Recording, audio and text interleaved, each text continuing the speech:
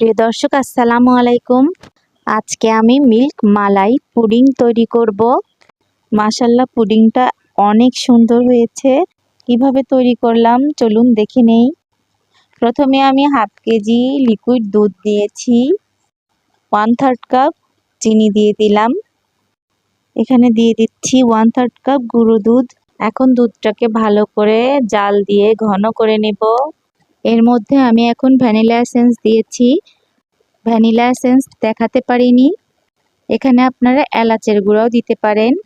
দুধটা ঘন হয়ে গেছে, আমি এক পাশে রেখে দিচ্ছি।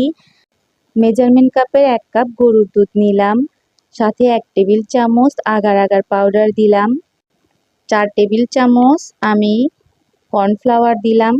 সব উপকরণ আমি এখন ভালো করে দুধের সাথে মিশিয়ে নেব। আমার মেশানো হয়ে গেছে, এক সাইডে রেখে দিলাম। এখানে কাচের একটা পাত্র নিয়েছি, এখানে আমি পুডিংটা সেট করব। পাত্রে একটু ঘি দিয়ে আমি চারিদিকে একটু ছড়িয়ে দিলাম।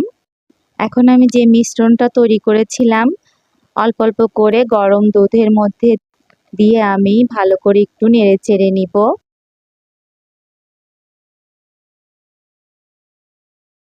দুধটা ঘন হয়ে গেছে, এখন আমি নামিয়ে ফেলবো।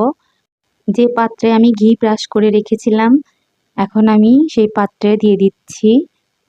গরম অবস্থায় দিয়ে দিবেন, এই পুডিংটা দ্রুত সেট হয়ে যাবে।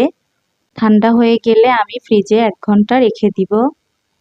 হালকা করে আমি ট্যাপ করে নেব যেন ভিতরে বাবলস না থাকে। নর্মাল ফ্রিজে আমি 1 ঘন্টা রেখে দিয়েছিলাম। আমি আপনাদের দেখিয়ে দিচ্ছি যে কতটা পারফেক্ট হয়েছে, নরম সফট হয়েছে, মুখে দেওয়ার সাথে সাথেই মিলিয়ে যাবে। এই মিল্ক মালাই পুডিংটা ঠান্ডা ঠান্ডা খেলে প্রাণ জুড়িয়ে যাবে।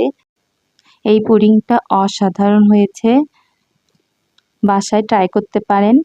আজ এ পর্যন্তই, সবাই ভালো থাকবেন, সুস্থ থাকবেন। আল্লাহ হাফেজ।